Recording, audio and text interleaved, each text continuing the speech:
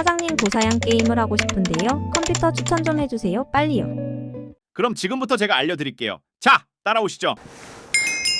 안녕하세요, 제니스PC입니다. 오늘은 조립 영상으로 찾아왔습니다. 일단 부품 소개부터 한번 해볼게요. AMD의 7800X3D 이 CPU를 이제 사용을 해서 조립 진행을 한번 해볼 거예요. 7800X3D의 장점은 이 공랭 쿨러를 쓸 수 있다는 사실이죠. 그래서 수냉 쿨러로 가지 않고 공랭 쿨러의 끝판왕이라고 불리는 3RC스에서 나오는 RC1800ALGB 제품이고요. 그리고 메인보드는 MSI에서 나오는 B650 박격포 와이파이 제품을 사용했습니다. 와이파이가 내장이 되어 있기 때문에 일반 PC를 노트북처럼 사용이 가능하게 됩니다. CPU 전원부 쪽에 방열판도 굉장히 잘 붙어 있고요. 전원부도 튼튼한 편이죠. 그리고 M.2 슬롯이 두 개가 있는데 두 개 다 기본 방열판을 제공을 해줍니다. PCI 4.0의 M.2 SSD를 사용하게 된다면 쓰시는데도 굉장히 무리가 없겠죠. 두 개나 달 수 있으니까요. 그리고 램은 SK 하이닉스에서 나오는 DDR5 5600 클럭 16GB 램 두 개를 사용을 했습니다. 요즘에는 삼성보다 하이닉스나 팀그룹이나 다른 기타 등등의 램을 선호하시는 분들이 많이 생기셨는데요. 저는 삼성 외에는 보통 하이닉스를 많이 쓰기 때문에 오늘은 하이닉스로 들고 왔습니다. 그리고 파워는 맥스엘리트에서 나오는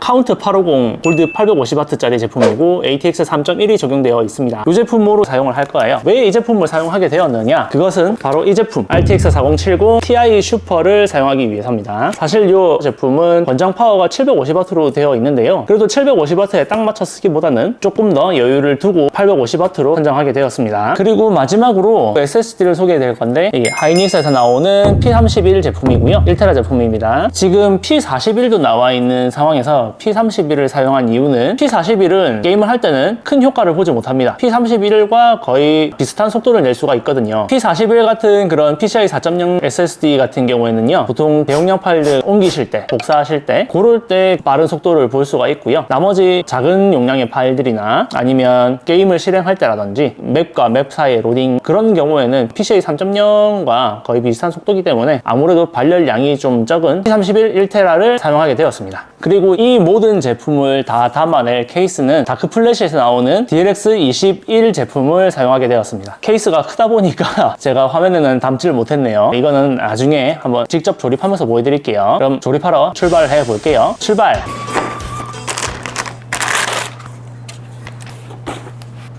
자, 일단 메인보드를 깔고요. 바로 CPU를 열어줍니다.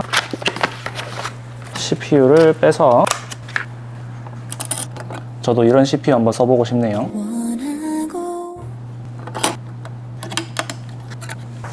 그리고 SSD를 여기다가 넣어줄 거예요.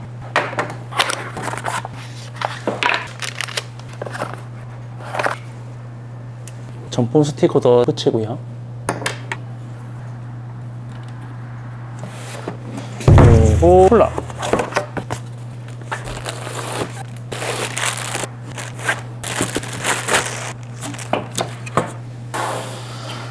쿨러를 한번 장착을 해볼게요. 오늘은 AMD니까 인텔 브라켓은 다 뺄 거예요. AMD는 간단하게 동그란 브라켓을 끼워주고요. 네모난 브라켓을 올려주고 나사만 채워주면 끝납니다. 브라켓을 잠글 때는 한쪽을 먼저 다 채우고 그 다음 걸 넘어가는 게 아니고 한 절반 정도씩만 채워준 다음에 4개를 다 채우고 나면 그 뒤에 하나씩 대각선 방향 쪽으로 나머지를 100% 다 채워주시는 게 제일 안전한 방법으로 브라켓을 연결할 수가 있어요. 그리고 타워를 연결해 줄 건데 이 나사를 하나씩 채워봅시다. 듀얼 타워의 경우에는 팬을 먼저 장착을 한 다음에 나사를 체결하려고 하면은 이쪽을 채울 수가 없겠죠. 그래서 먼저 나사를 채워주는 겁니다. 그리고 이런 듀얼 타워형 쿨러를 장착을 할 때는 램을 왜 먼저 꽂는지에 대한 거는 바깥쪽은 상관없지만 안쪽 램이 간섭이 생기기 때문에 꽂기가 굉장히 힘들어집니다. 그래서 램을 이 앞쪽의 팬보다는 먼저 체결을 해주는 거예요.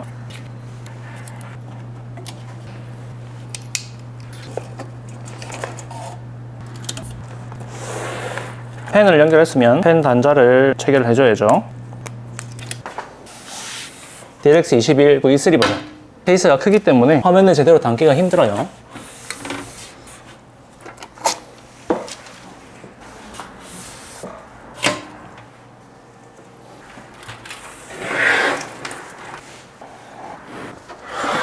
자, 메인보드 결착을 끝냈고요. DLX21 같은 경우에는 케이블 정리를 정말 가지런하게 해주지 않으면 이쪽 면의 도어 부분이 자꾸 열리거든요. 그래서 이 케이스는 조금 빡세게 조립을 할 겁니다.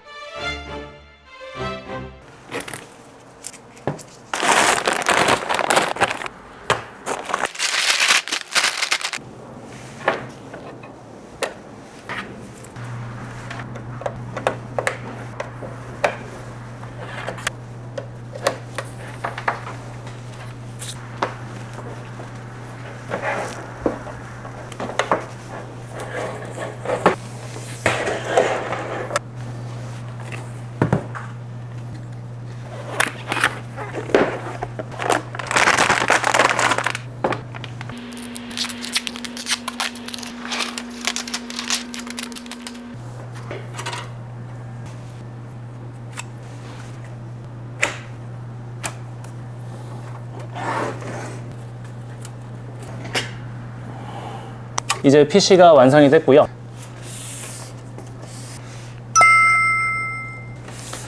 자, 이 상태에서 문이 잘 닫히는지를 봐야 되는데요. 도어를 결착해 볼게요. 도어를 달고 문을 닫으면 잘 닫혀 있죠. 일부 타업체에서 이 케이스로 조립을 해오시면 몇몇 분들은 확실히 오른쪽에 케이블 정리하는 도어가 제대로 닫히질 않습니다. 계속 덜렁덜렁 그렇게 있더라고요. 이쪽도 문을 닫으면 잘 닫히죠. 이렇게 깔끔하게 조립이 된 걸 보실 수 있습니다. 아우, 좋네요. 자, 오늘은 7800X3D CPU를 이용을 해서 4070 Ti 슈퍼를 조합해가지고 컴퓨터를 조립해봤는데요. DLX21 블랙이지만 약간 블랙홀 감성 같은 그런 게 좀 돋보입니다. 그리고 이 케이스가 V3로 넘어오면서 ARGB 연동을 하기 시작했어요. 그래서 평소에는